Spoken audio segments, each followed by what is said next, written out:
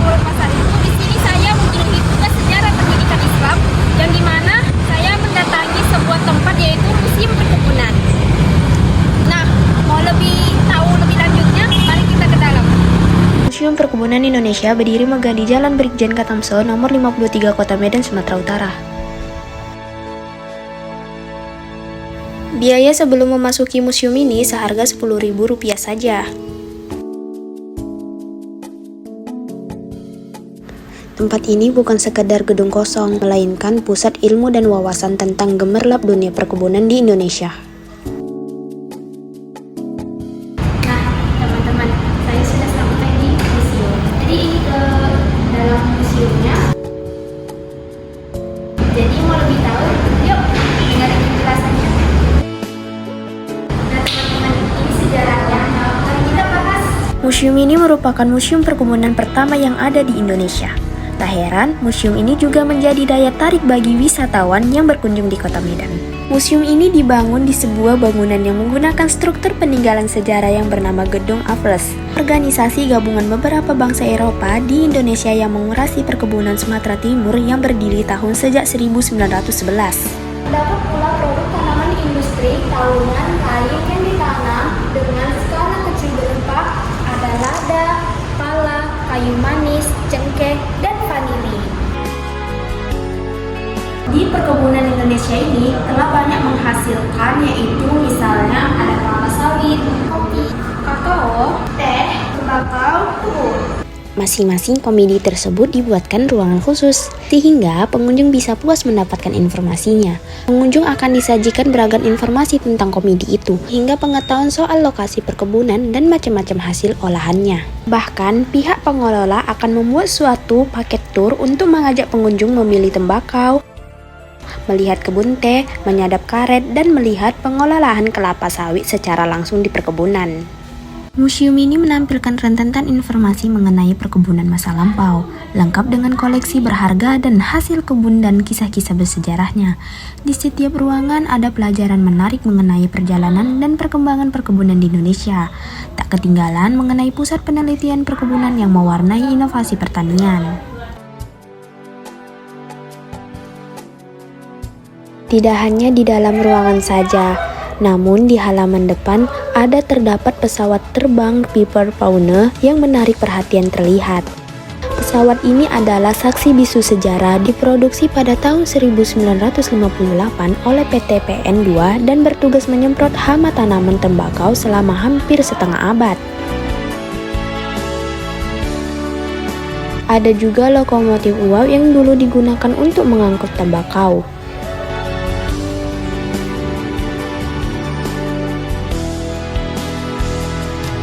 Nah, kemudian ada juga kepala kereta yang dulunya digunakan untuk mengangkut sawit di tahun 1982 hingga 2015. Seperti ini ya contohnya.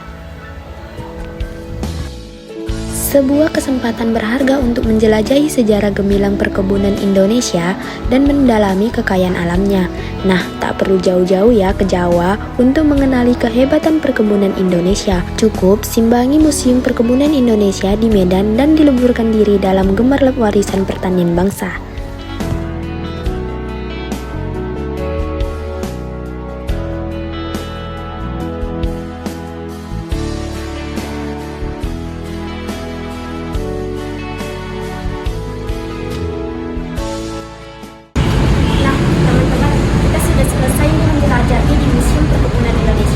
Jadi, selanjutnya kita kemana ya? Yuk ikuti aku terus.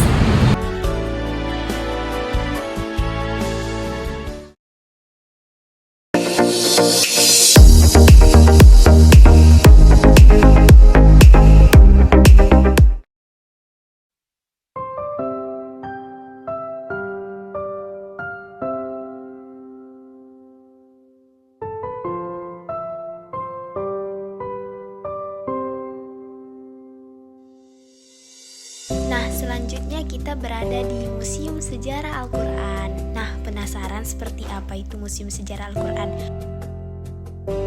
Jika teman-teman berkunjung ke sini, ada satu destinasi wisata religius yang dimana wisatawan bisa melihat puluhan manuskrip kuno Al-Quran, yaitu di museum ini. Nah, mau tahu lebih lanjutnya? Museum Sejarah Al-Quran yang berada di Jalan William Iskandar Medan yang merupakan museum sejarah Al-Quran satu-satunya di Sumatera Utara yang memiliki 70 manuskrip kuno. Petugas museum ini mengatakan manuskrip di museum itu mulai dikumpulkan sejak tahun 2007 oleh Ketua Yayasan Dr. Pil Iswan Azhari. Awalnya dikeluarkan peta daerah yang memiliki mushaf Al-Quran kuno.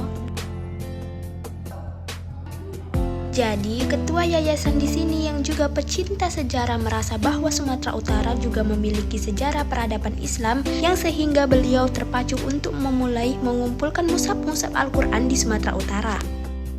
Seluruh koleksi mushaf Al-Quran di museum itu ditemukan di Sumatera Utara dan memiliki motif-motif unik yang mewakili setiap daerah dengan ikon tersendiri, seperti motif Melayu Pantai Timur, motif Simalungun, dan motif bunga matahari.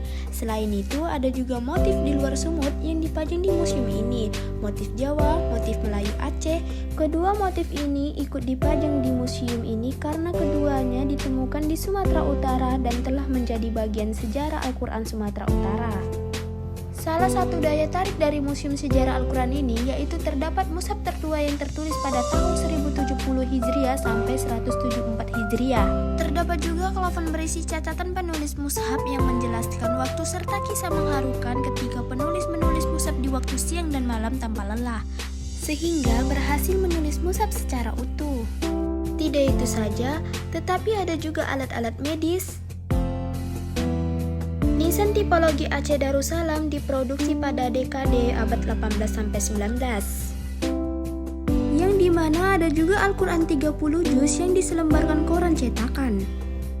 Tujuan didirikan museum ini ialah untuk menambah pengetahuan bahwa Sumatera Utara memiliki sejarah dan peradaban Islam di masa lalu. Nah, itu dia Museum Sejarah Al-Quran.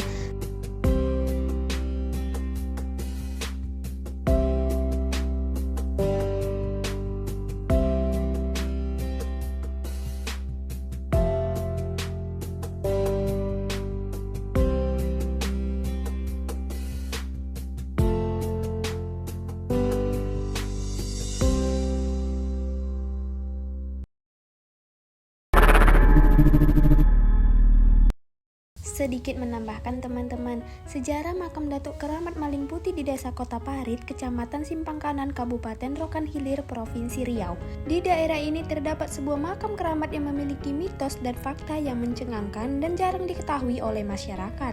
Tepatnya di Desa Kota Parit, makam keramat tersebut bernama Makam Datuk Keramat Maling Putih. Diceritakan oleh narasumber pada tahun 1880-an ada makam seorang keturunan raja dari Melayu yang bergelar Datuk Keramat Maling Putih. Dari cerita yang beredar di masyarakat, banyak peninggalan yang tertinggal pada masa itu. Namun disembunyikan oleh makhluk halus, orang setempat menyebut dengan bunian, dan barang-barang antik yang tidak terdapat terdeteksi. Faktanya, kalau ada orang yang menemukan benda-benda antik itu, lalu mereka mengambilnya, mereka akan tersesat dan tidak tahu jalan pulangnya. Tetapi setelah mereka meletakkan barang itu kembali, barulah mereka bisa menemukan jalan pulang. Barang antik itu seperti catur, emas, namun sampai sekarang pun tidak akan ada yang bisa mengambil barang antik itu, walaupun orang pintar tidak akan bisa mengambil peninggalan tersebut. Dahulunya ada orang tetua yang menemukan makam tersebut dan kemudian mendapatkan mimpi untuk membangun tembok itu sehingga terbentuk dua kuburan di sana. Sepengetahuan tetua tersebut, kuburan kedua adalah makam istri Datuk Maling Putih yang dimakamkan tidak jauh dari kuburan itu, sehingga menjadi dua kuburan di tempat itu. Tetapi kuburan suaminya lah yang paling sejarah.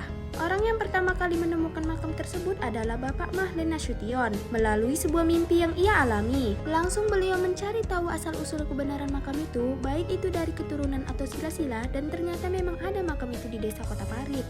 Mitos dan kejadian aneh dari makam itu juga sering terjadi. Dahulu jalan yang menuju makam tersebut juga merupakan jalan lintas bagi para nelayan-nelayan kecil dari Desa Kota Parit menuju kubur.